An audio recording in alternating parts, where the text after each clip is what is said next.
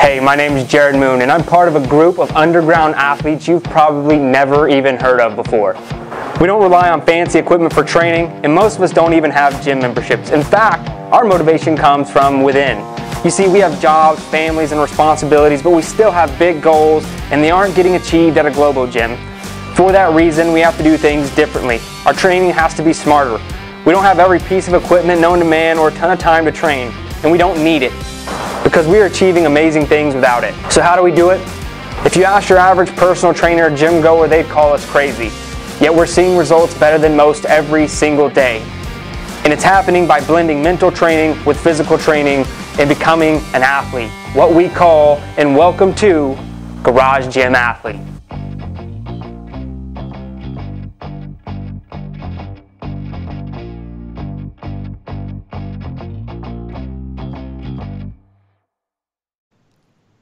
All right, ladies and gentlemen, welcome to the Garage Gym Athlete Podcast. Jared Moon here. With me is Joe Courtney. What's up, Joe? Hello, hello. And we have Sharon Stalls. How's it going, Sharon? Going great, thanks. Yeah, glad to have you on. This is season 2, episode 1, and so we're glad to have you on the podcast. Now, if you could give us some quick introduction stuff, who you are, what you do, and how you train. All right. Like Jared said, my name is Sharon Stalls.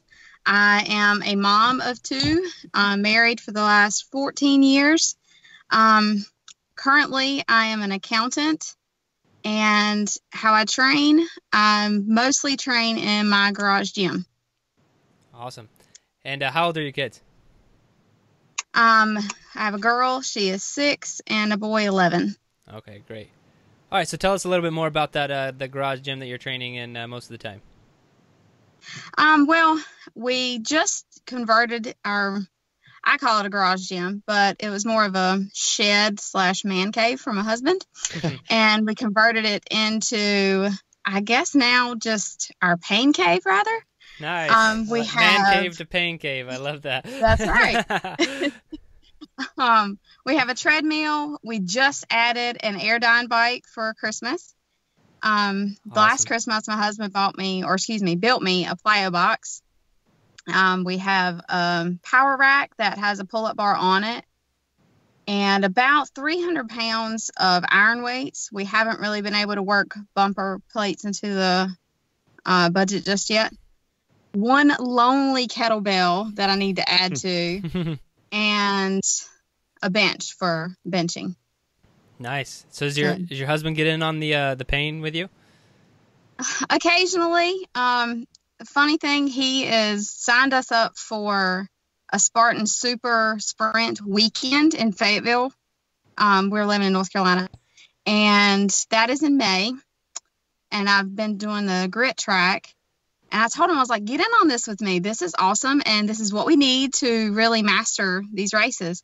He's like, I'll get to it eventually. So about once a week, he'll get out there and he'll do a little bit, and then he goes, how in the heck do you do all that? Like, I don't know. That's what they tell me to do. So that's what they tell me to do. Yeah, that's awesome.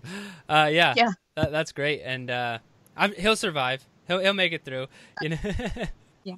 It's not our first one that we've done. We've done about 5 Spartan sprints and 1 super, and the super that we did last year, he might have trained 2 days a week. So he is doing well, but I'm being neurotic and like, hurry up, come on, let's get to it. And so what was why transition from pain cave or man cave to pain cave? Well, I was working as a personal trainer at a local gym, and then I decided to make the move over back to my original roots of being an accountant. And when I would go to the gym, it was great to see everybody, and my old clients would be like, hey, can I work out with you? And I would invite them to work out with me, but then we'd kind of get to talking. And next thing you know, my 2-hour limit at the gym turned into 3 hours, and I felt like I was back working and not getting paid anymore. So I decided to move to another gym, but that just wasn't the same. Like, I felt like I could never get comfortable there.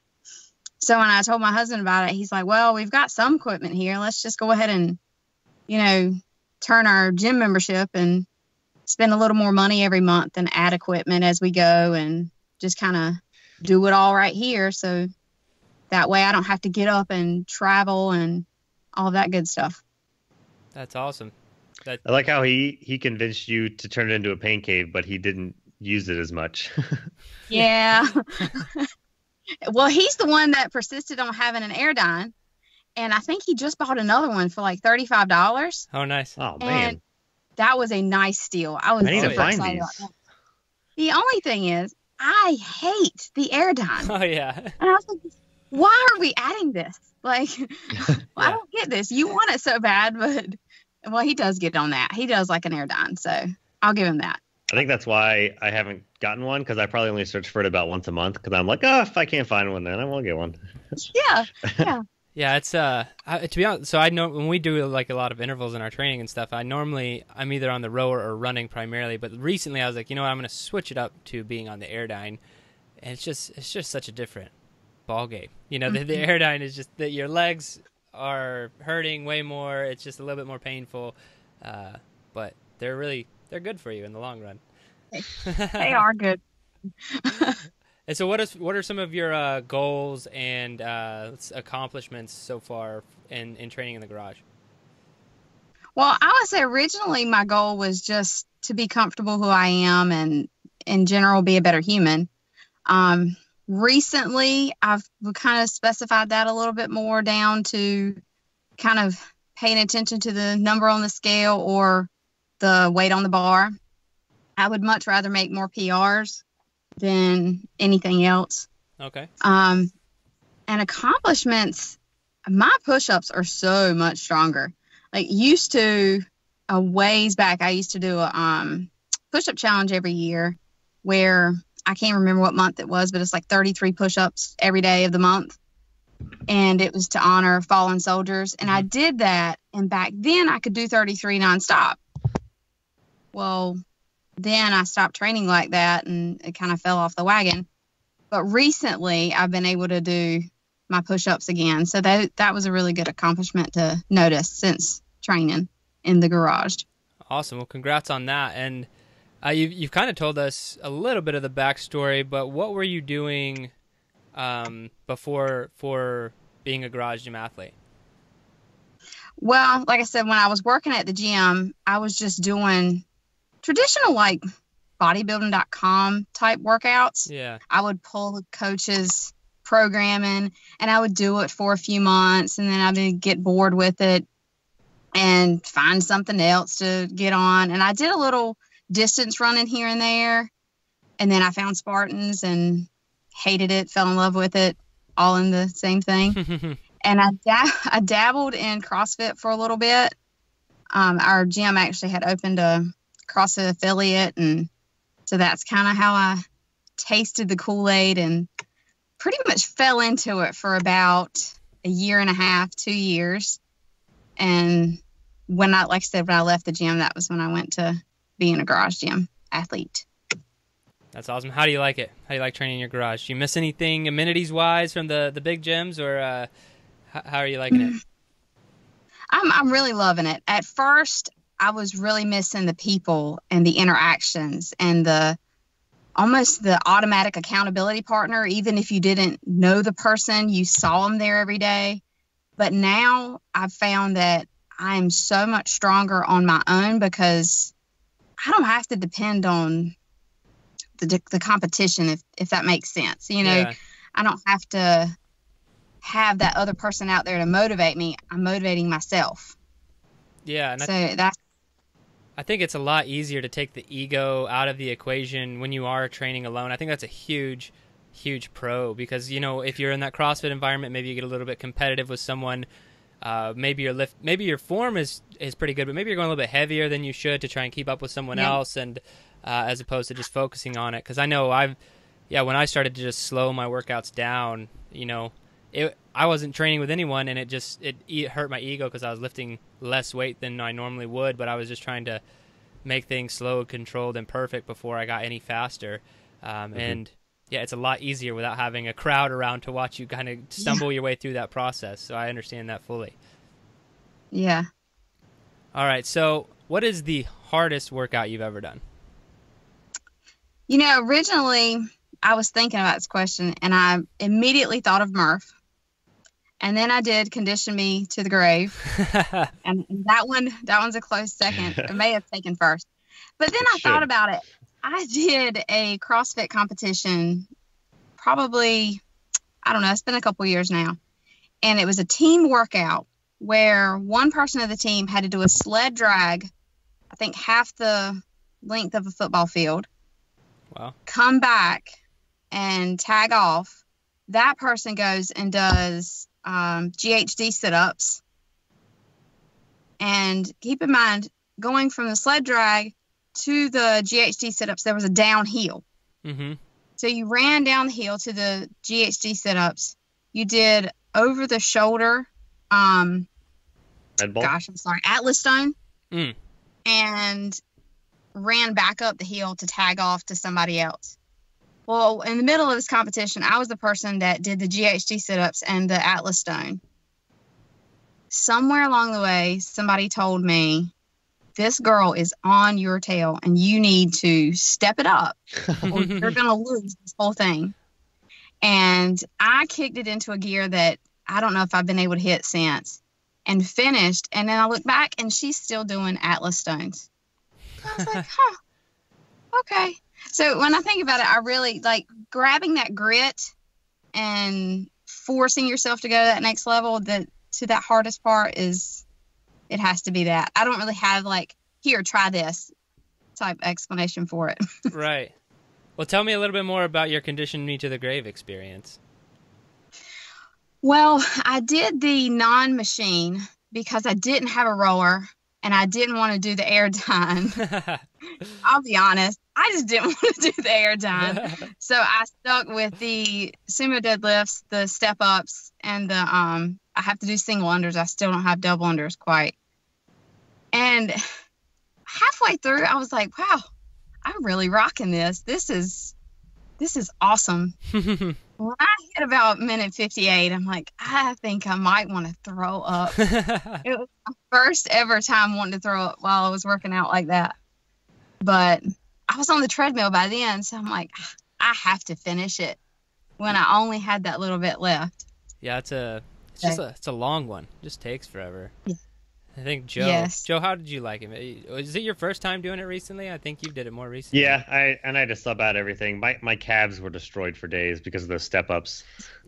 Yes. Step ups and double unders, right? That's like double unders I'm okay with. I mean, I'm great with those, but the step ups is just like it felt like the longest part of the workout. It's just like 1 down, 2, and it's like, oh my god, it's going forever. Yeah. I think at one point I kind of forgot where I was. And so I might have done an extra 10 reps because I didn't want to short myself. Yeah. I do that all the time. Then when I finished in 69 minutes, I was like, maybe I didn't do enough of something. Like something's off here. So what's funny is that workout's the only workout where I'm convinced my airdyne is broken.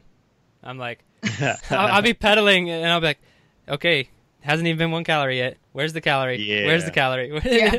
And then it finally pops up. I'm like, you're broken. This thing, I got to take it to the shop. Yeah, exactly. That first calorie.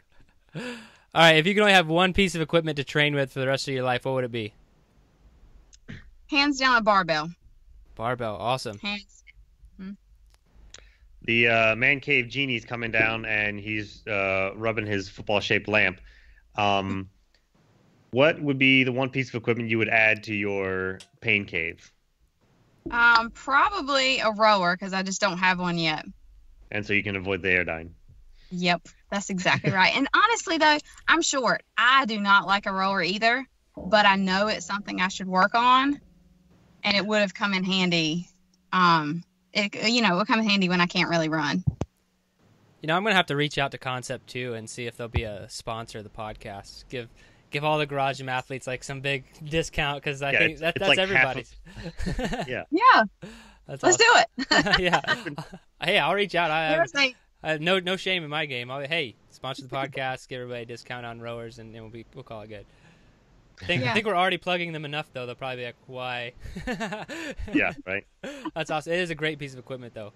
All right, so. Yeah. a lot of garage gym athletes listening to this. You're kicking off season 2 here. What's the best advice you have for all the garage gym athletes out there? Find yourself a motto and stick to it. My personal one is stop wishing and start doing. I love that. I just, you sit there and you want, well, do something about it. I think that's great advice. Cool. One question I do want to, we normally end on that, but I just want to ask you specifically, because I don't think we hit on it too much. What's the hardest part or biggest struggle for you in being a garage gym athlete?